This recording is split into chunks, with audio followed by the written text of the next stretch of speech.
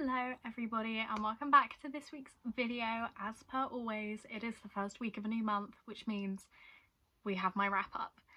I read 14 books in March, which is pretty, like, it's a good midpoint. In January I think I read 16 and I think in February I read 12. I think that sounds right.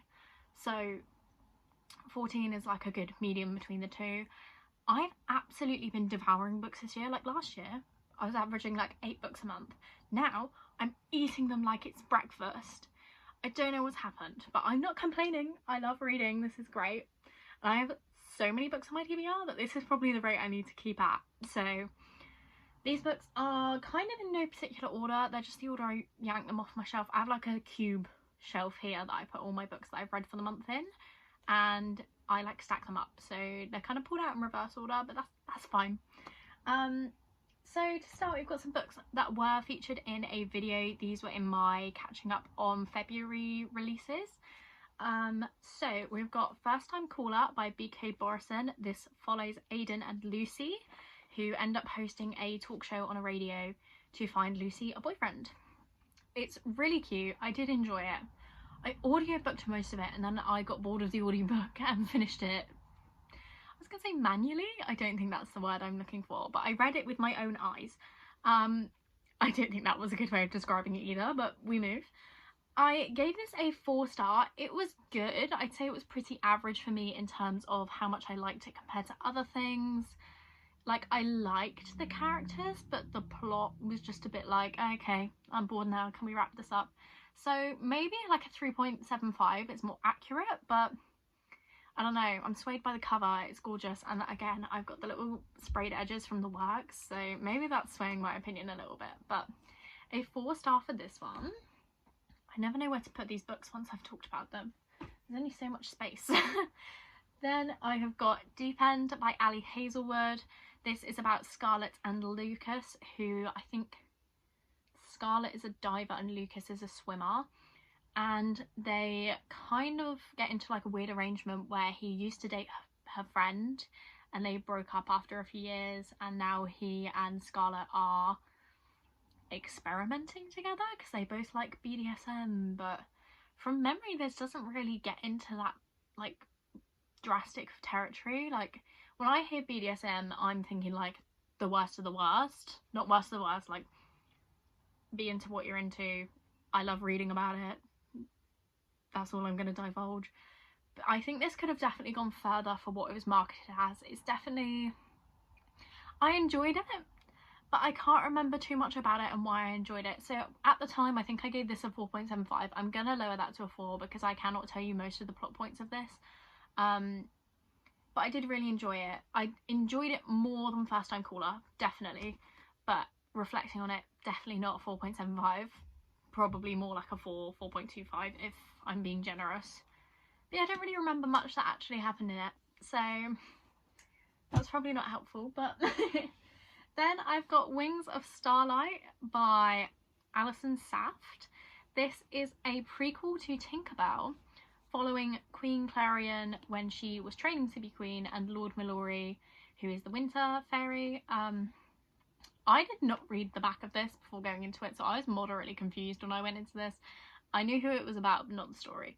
So this follows them when a monster has crossed from the winter section into the spring section, and they end up working together to find out more about this monster and stop it. And the current queen in charge basically like doesn't want that to happen and gets a bit narky with Clarion. I really enjoyed this. It was really sweet. Obviously, you know, if you're a Tinkerbell girly, you're gonna love this. And I truly did. I think I gave this a 4 as well, which is kind of boring that I've had 3 4-stars in a row. But I really enjoyed this. It was really cute. I would definitely reread this. It literally feels like a millennium ago when I read these books. I don't remember most of what happens in all of them. March was a really long month. So, but yeah, I really enjoyed this. I love the side characters as well. I cannot for the life of me remember their names, but Clarion had like a guard and her best friend who was a tinker, and they're both gals, and they like flirted with each other, and they liked it. It was just so cute to see that in obviously a Disney endorsed thing. Like, we know Disney is like more inclusive now, but are they really? So I really liked seeing that in a Disney book. And I would 100%, I would love a movie of this if we could get that, please, Disney. I know Tinkerbell isn't your biggest IP anymore, but I need to see it right now. So I really liked this. Then 2 books that I did not read for a video. We have got Before Your Memory Fades by Toshikazu Kawaguchi, which is another book in the Before the Coffee Gets Cold series. I think I've reached my limit with this series. It's very repetitive in the storytelling and kind of obviously the messaging of it. So I think maybe I'm going to give this a rest for a while. I've read one of the books every month so far this year, and I think that's maybe to its own detriment because I gave this a 2-star. Did I give it a 2-star? I think I gave it a 2-star. That sounds right. It was either a 2 or a 1-star because I lowered my rating even further after reading it, after originally finishing it. It's still cute. It would be great as a standalone if I hadn't already read 2 books exactly like this year. So, I mean, I just think it was the wrong time to read it. So maybe I'll come back to it and read it again at some point when I feel like I've left it long enough to be okay with the formatting of the story again. If you don't know, I've talked about obviously the other 2 books that I've read in this series, but this is set in a cafe where you can go back to a time in your past where you were in the cafe, and you've got until your coffee goes cold to interact with the things around you and be in the past, but you cannot leave your seat and you have to finish your coffee. So kind of cute, still like the concept, but just a bit overdone on book 3, which is upsetting because I've got 2 more of these that I own and would like to read at some point. And then on a much better note, I read Lights Out by Navessa Allen. This is it's called the Into Darkness novel. I think this could have been darker. I'm just saying it now. This follows Ali, who is a trauma nurse, and Josh, who his dad was a serial killer, and so he sort of stayed away from publicity and anything that could get him noticed for looking like his dad, who is obviously quite famous. And Josh posts thirst traps on TikTok wearing a mask, and Ali likes them and comments on them, and then they meet in person and like start hooking up. It was really good. I really enjoyed this. There was a bit halfway through which I'm not going to mention because I cannot see it written on the back, but there's a bit halfway through that caught me off guard, and then the book sort of took a tonal shift. I was like, okay, if that's what we're doing, that's what we're doing. And I did really enjoy this. I think I am going to give it a 4.5. I maybe gave it a 4 to start with, but I'm definitely upping it because I really, really, really enjoyed this. I read it in one day, like literally in one sitting. So highly recommend this. As I said, it's a dark romance, so I think there's trigger warnings at the start. I don't tend to read them because I haven't got many things that I wouldn't read or that would trigger me. Yeah, there's a lot of trigger warnings, so obviously check those out before you read it. But it's also on Kindle Unlimited, so you can always start it, give it a go, and put it down if it's not for you. Whee. Then what else do I want to show? I go for the March releases that I read next. So we've got the what is it called? The Strawberry Patch Pancake House by Laurie Gilmore. This is in the Dream Harbour series, and I'm pretty sure every time I talk about this series I've called it the Dream Boats Harbour series, which is not right at all. This follows Archer, who is a single dad who didn't realise he had a kid, and he had to move to Dream Harbour to obviously care for the child, and Iris, who ends up being his nanny. And I DNF'd this. Again, I think the Dream Harbour series, it's one of those where it just feels like a bunch of other series put together, and so I'm just not interested because I've already read it, and I've read it in what I would call a better like format. Like it gives kind of like Chestnut Springs sort of thing, and there's another series that I was comparing it to. I can't remember what series it was now. But I've read a lot of series, obviously, that are all interconnected standalones in the same small town, and I think I've just reached my limit with those specifically, so I'm going to stick to the ones that I know I want to keep reading the new releases in said series, and maybe put this one on the back burner for now. I did get 127 pages in. So I personally do count that towards my reading goal. I think that's far enough into a book that it counts. I've put a lot of time into that, so might be controversial, but I'm counting this as a book towards my goal. And I am gonna keep the series because I was gonna get rid of them completely, but my mum is reading The Pumpkin Spice Cafe, so I told her she can keep hold of these books, and if I want to come back to it I will, but I don't think I will, because every book I've read in this has been like slowly going down. So that was that one. Then we've got Wild Side by Elsie Silver, one of my favourite authors, as we know. Unfortunately, this was not a fave book though. This is, again, I think maybe it was just the timing of reading all of these, because this had not a similar plot to Strawberry Patch Pancake House, I always forget the name of that one, but it was like similar enough that after reading this I didn't want to read that. So this follows, what are their names? Tabitha, whose sister has just passed away, and she's now becoming the carer of her nephew, and Reese, who was her sister's neighbour, who is the legal guardian of her son in the will. And it's kind of nice. I enjoyed it. I was going to give it a 4-star, and then I looked at the rest of my ratings for this month and I was like, do you know what, it doesn't it doesn't meet the levels that my other 4 stars this month did meet, so maybe I'm just getting harsher at rating things. It's almost like a Grumpy Sunshine, but it's not really. Like, he's grumpy but then she's grumpy back to him kind of thing. There's a bit of banter but not really. The kid just sort of stopped being relevant partway through, I found. Like, he just stopped being in scenes. Oh, and it's a marriage of convenience, which was fun, but again, it was very much like insta-lust kind of thing. So I gave this a 3-star. It's still good. I still love Elsie Silver, and I'm still going to absolutely pick up the next book in this series and the next series that she writes, which I believe has been announced. I don't know if that's real though, because it's April Fool's Day, so I don't know if it's a joke or if that is genuinely happening. Yeah, I think that's that. It's like all the other series that Elsie Silver's written though. Like Chestnut Springs, I think I gave Flawless a 3-star, which isn't necessarily bad. Gold Rush Ranch, I definitely gave, what was the first one called? Off to the Races, definitely got a 3-star. So every series she's written has got a 3-star for me. It doesn't mean I like the series any less. Like, Gold Rush Ranch is one of my favourite series. I think it's better than Chestnut Springs, sue me. So yeah, like, it's not knocking. And like Wild Eyes, the last book in this series before this one, I gave like a 6 stars. So it's so random how I decide to rate these books. Like, I don't know if it's just me being weird, but this was a 3-star. Then we are getting to the section, I'll do one more book first, and then we've got to the section where everything is just an absolute banger.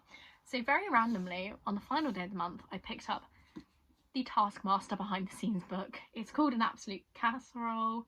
It's written by Alex Horn and Jack Bernhard. I don't know if I'm saying that right. And I gave this a 3-star. It was fun. I watched Taskmaster whilst reading it. It's just behind the scenes facts, like how did the show premise come up, like how did you come up with the premise of the show, how do you get the tasks, what are some stats behind the winners of series. So it was fun. If you like Taskmaster, I would recommend it, but obviously it's not an incredible piece of literature, so it was fun for what it was. Then I did a reread of The Hunger Games in preparation for Sunrise on the Reaping, and to nobody's surprise, every single one of these books was a 5-star, and that's all I'm going to say. It's The Hunger Games. Everyone knows what The Hunger Games is. If you haven't read it, you should read it. It's iconic. Like, I think it's Jack Edwards said this is a modern classic. I fully agree with him. I fully agree. And it's just so relevant to the world we live in today, politically still relevant. So absolutely love that. And Peter Malark, I love him with my entire being. If he was real, I'd wife him up. So those were all 5 stars. And obviously I read Sunrise on the Reaping straight away, and is anybody surprised it was also a 5-star? I wasn't. I knew it was going to be a 5-star going in. This follows Haymage's Games, and I don't want to say too much because I obviously I don't know how long after a book comes out you can like start talking about contents of it in a non-spoilery fashion. I don't know what counts as spoilers and what doesn't. I'm just going to say this was mind-blowing. It fits in the series so well, and gives so much backstory to so many different characters. It's just incredible. And the fucking epilogue! The epilogue made me cry. So if you're a fan of the Hunger Games and you for some reason have not picked this up, pick it up. This is your sign. Pick this book up. It's just so good. It was so good. 5 stars. 5 stars. And then my final 2 books were also 5 stars. One of them is in fact a 6-star read, and I'm getting a tattoo for it this weekend. That is how much I love the book, so I'm going to leave that one till last. So I read, this was at the start of the month as well, so this feels like years ago now, Our Infinite Fates by Laura Steven. This is a fantasy, romantasy, following, what are their names? Arden and someone. Arden and Evelyn. Now, might be weird that I've forgotten the names when I said I absolutely love this book, because I do love it, but the premise of this is that they live infinite lives, and every time they are approaching the age of 18, Arden tracks down Evelyn and kills her. Unexplained why, just does it. Around like the age of 10 in every life, they start remembering what is about to happen and that they have to kill each other in some capacity. Already, premise, hooked. I knew this was going to be a banger going into it. I did not realise how much of a banger it would be. It's so good. It is. I love this book. I'd say I'm not a fantasy girly. I'm becoming a fantasy girly. So this was incredible for me, personally. Loved it. The ending I thought was a bit far-fetched, even for a fantasy. And like with the premise that we're under here. A little bit far... Oh god, a little bit far... What is happening to my voice? A little bit far-fetched. But other than that, I absolutely adored this. It was just so incredible. I hope everybody reads this. Then, finally, and I'm glad this is the last book because my voice is clearly giving up on me right now. We've got Promise Me Sunshine by Cara Bastone. I literally want to cry thinking about this book. It was so good. I listened to this on Audible, and that I recommend it. The lady that does the voice for Lenny, almost forgot her name, it was just incredible. It's so believable. Like, not for a second did I think, oh, this didn't happen. I was just like, yep, Lenny is real. She's telling her story to me right now. I could be on the phone with her. That's literally how I felt. So this follows Lenny, who has just lost her best friend to cancer, and she's trying to figure out how to feel alive again, how to survive in the world without her best friend, who was like a sister to her. And so she gets a job in a different city babysitting a kid called Ainsley, and Ainsley's uncle lives in the apartment above Ainsley and her mum, and gets really involved in the babysitter's life, in Lenny's life, like just trying to see what's going on because he wants to be protective of his family, which is really sweet. But everything about this book was just incredible. So we've got, obviously Lenny is grieving, and how grief was represented in this book was incredible. We've got the love interest Miles, who has also grieved recently and is helping Lenny through her grief. We've got Lenny helping Miles connect with his niece. What else happens? There's a random plotline to do with K-pop. Love that. Big fan of K-pop. As you can see behind me, we have a poster for one of my favourite groups, which is Pentagon. If you wanted to get into K-pop, I'd say they're a good place to start. So that was, it just took me off guard. I love when K-pop is mentioned in places I wouldn't expect it to be. Just, oh, I loved the whole thing. Even the relationship between Lenny and her mum absolutely made me cry. I was sobbing. Everything was just beautiful. I mean, genuinely everything was beautiful. To the point I messaged Cara Bastone on Instagram and told her how incredible I thought this book was, and she replied, and that just made my whole month. I was so happy. And yes, I'm getting literally the title of the book tattooed on my arm because I love it so much. I love the book, I love the messaging, it would just be a constant reminder of this book and the whole like how to feel alive again thing, because like I'm not grieving anyone, but you can still feel in this depressive state, a bit of a life slump, you don't know what to do with yourself. and reading this felt really relatable in that sense of not knowing what to do with yourself and feeling a bit lost in life in general. So I just absolutely adored this. 6 stars if I could give it. I highly recommend. This is by far my favourite book I read in March. And on that note, that is oh, you can see the pile of books behind me, I didn't realise that. On that note, that is the end of this week's video.